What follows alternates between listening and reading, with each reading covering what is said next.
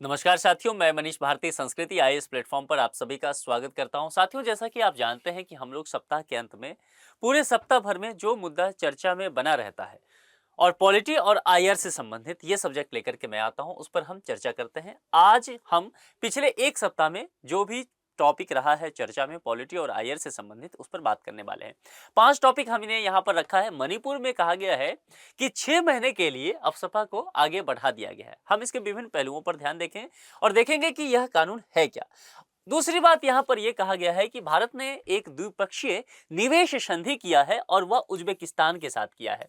तो यहां पर हम गौर करेंगे कि उज्बेकिस्तान के साथ भारत क्या क्या संधि किया है, उसका क्या प्रभाव पड़ने वाला है। इसके अलावा एक खबर जो है वो पंजाब से आ रही है।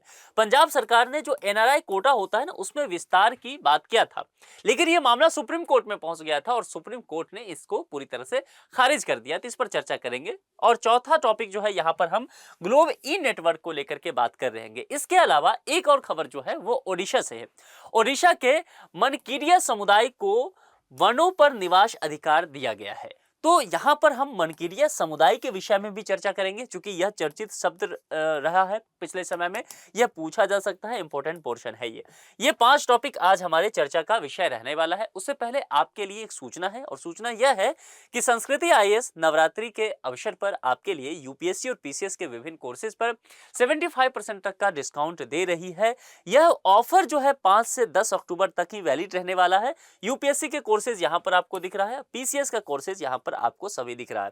955124 पर कॉल करके विस्तृत जानकारी ले सकते हैं, या फिर sanskrithiis.com पर भी विजिट करके आप जानकारी लेकर के नामांकन करा सकते हैं। पहले टॉपिक पर आते हैं। मणिपुर की चर्चा हमने किया। मणिपुर आप जानते हैं कि पिछले 1-2 साल से किस तरह से टहलता हुआ रहा है निर्जातीय संघर्ष के वजह से।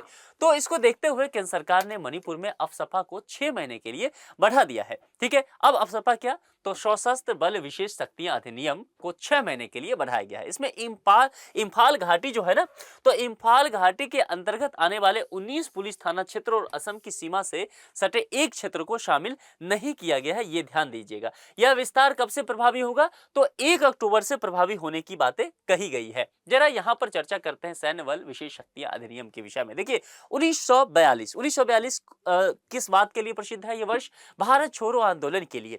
यही वो वर्ष है जहां से इस बात की शुरुआत हो गई थी कि अंग्रेज अब भारत छोड़ करके जाने वाले हैं, जाना ही पड़ेगा, और राष्ट्रपिता महात्मा गांधी यहां से इसकी शुरुआत कर चुके थे। तो ब्रिटिश सरकार के उस वक्त जो वायसराय लिन लिथगो हुआ करते थे, उन्होंने सशस्त्र बल विशेष शक्तियां अध्यादेश 1942 जारी किया था। इस अध्यादेश के तर्ज पर भारत सरकार ने 1947 में बंगाल, असम और पूर्वी बंगाल में विभाजन के कारण जो उत्पन्न अशांति हुआ था, उससे निपटने के लिए 4 अध्यादेश भी जारी किए थे।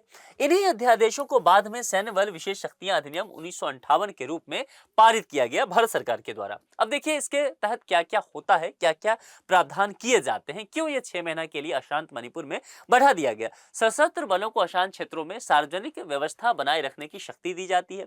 सुरक्षा बलों को कानून तोड़ने वाले व्यक्ति को देखते ही गोली मार देने का आदेश होता है। आप कह सकते हैं कि इसे कुछ ज्यादा ही शक्तियां दिया जाता है इस अधिनियम के तहत। यदि व्यक्ति की मौत जो है गोली चलाने से हो सकता है, लगने से हुआ है, तो फिर इसके लिए जवाबदेही वह अधिकारी नहीं होता। यानी कि जो अधिकारी होते हैं या जो उसमें सशस्त्र बल में अफसर होते हैं, उनको कुछ विशेष अधिकार इसके तहत दिया जाता है। क्षेत्र में 5 या अधिक व्यक्तियों को एकत्र होने पर रोक लगाई सकते हैं। संदेह होने पर किसी की भी तलाशी ली जा सकती है। आप जा रहे हैं घर से, आप पे संदेह है, तो आपको बिना वारंट की तलाशी ले लिया जाएगा। आपके गाड़ी का भी तलाशी लिया जा सकता है। खतरा होने पर जो है स्थान को नष्ट किया जा सकता है, पूरी तरह से उड़ा ही दिया जाएगा उस स्थान को। किसी भी व्यक्ति को बिना किसी वारंट के गिरफ्तार किया जा सकता है। सिर्फ शंका होने पर, हथियार ले जाने का संदेह होने पर किसी वाहन को रोककर उसकी तलाशी भी ली जा सकती है। यानी कि कुछ विशेष अधिकार इसके तहत दिया जाता है। इसीलिए यह जो मुद्दा है लगातार विवाद में भी बना रहता है। लेकिन फिलहाल स्थिति यही है कि मणिपुर में 1 अक्टूबर से 6 महीने के लिए यह बढ़ा दिया गया है। अब बात करते हैं दूसरे टॉपिक से, और ये दूसरा टॉपिक जो है वह इंटरनेशनल रिलेशन से होने वाला है। जैसा मैंने कहा कि भारत उज्बेकिस्तान द्विपक्षीय निवेश संधि हुआ है।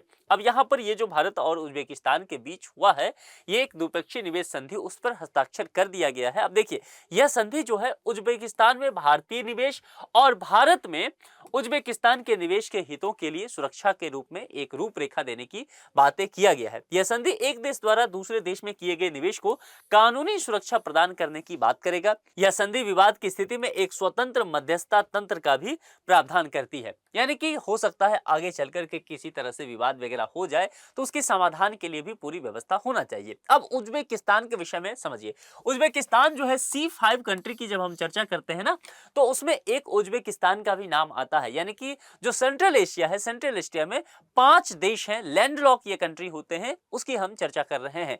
5 C5 का नाम आप मुझे कमेंट बॉक्स में लिख करके बताइए। उज्बेकिस्तान जो है मध्य एशिया में स्थित एक देश है। आप जानते हैं कि 1991 में सोवियत संघ का जब विघटन हुआ था, तो सोवियत संघ से ही यह उज्बेकिस्तान बाहर निकला था। एक तरह से कह सकते हैं कि लैंड लॉक कंट्री है, यानी कि इस देश के चारों तरफ से अगर आप देखेंगे तो आपको सीमा रेखा किसी ना किसी देश का दिखाई देगा। समुद्री सीमा यह साझा नहीं करता है।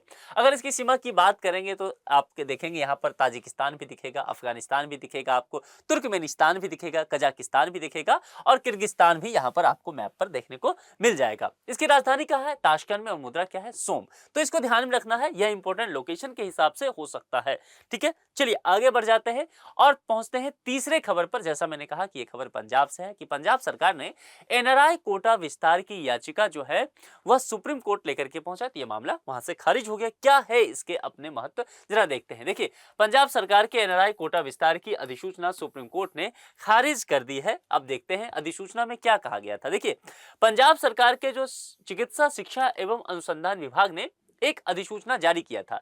इस अधिसूचना के तहत यह कहा गया था कि जो भी मेडिकल कॉलेज होने वाले हैं, डेंटल कॉलेजेस होंगे, वहां पर यूजी जो सीट्स होने वाले हैं, अंडर ग्रेजुएट के जो सीट होने वाले हैं, तो गैर निवासी भारतीयों यानी कि एनआरआई के लिए 15% कोटा को बढ़ा दिया जाए। अधिसूचना में यह भी कहा था कि नीट उत्तीर्ण करने के बाद भारत में रहने वाले एनआरआई के लिए आरक्षित खाली सीटों को उनके रिश्तेदारों द्वारा भरने की अनुमति दे दी जाए। ये बातें यहां पर की गई थी। यही बात जो है सुप्रीम कोर्ट में पहुंचा, तो सुप्रीम कोर्ट ने क्या निर्णय दिया। देखिए, सीजीआई डीवाई चंद्रचूड़, जस्टिस जेबी पादरीवाला और जस्टिस मनोज मिश्रा की बेंच ने एनआरआई कोटा की परिभाषा का विस्तार करने की पंजाब की अपील को पूरी तरह से खारिज कर दिया। ठीक है, और यहां पर यह भी कहा गया कि मेडिकल कॉलेजों में प्रवेश के लिए जो एनआरआई होंगे, उनके जो दूर के रिश्तेदार हैं, उनको आरक्षण नहीं दिया जा सकता है। ऐसा अगर दिया जाता है तो यह एक तरह से फर्जीवाड़ा होगा, धोखाधड़ी इसे बताया गया है। यह भी कहा गया है कि दूर के रिश्तेदारों को आरक्षण का लाभ देना एक तरह से पूरी तरह से अनुचित व्यवस्था कहा गया है। कोर्ट ने कुछ और बातें कहा है। कोर्ट ने कहा है कि इसमें कम योग्य उम्मीदवारों को शैक्षणिक प्रदर्शन के बजाय क्या है, वित्तीय शक्तियां और संबंधों के आधार पर फिर प्रवेश पाने का एक मौका मिल जाएगा। इसलिए यहां पर सुप्रीम कोर्ट ने तख्त टिप्पणी करते हुए पंजाब सरकार से कहा कि भाई साहब, आप लोग का ये काम जो है वह पैसा कमाने की मशीन के जैसा लग रहा है, इसीलिए हम इसे खारिज कर रहे हैं। मामला समझ में आ गया। आगे ग्लोब ई नेटवर्क की चर्चा करते हैं। देखिए, ग्लोब ई नेटवर्क की बात करेंगे तो हाल ही में इसके 5वें अधिवेशन का आयोजन चीन की राजधानी बीजिंग में किया गया था। इस अधिवेशन के दौरान भारत को 15 सदस्यीय ग्लोब ई संचालन कमेटी का सदस्य चुना गया है और भारत जो है वर्ष 2024 से, यहां पर लिख देता हूं, 2024 से 27, ठीक है, 2024 से 27 तक इसका सदस्य रहेगा। इतनी बातें जो है वह महत्वपूर्ण है। आगे इस पर जरा चर्चा करते हैं कि ग्लोब ई नेटवर्क होता क्या है। देखिए, इसका पूरा नाम देखेंगे, भ्रष्टाचार विरोधी कानून प्रवर्तन प्राधिकारों का वैश्विक परिचालन नेटवर्क।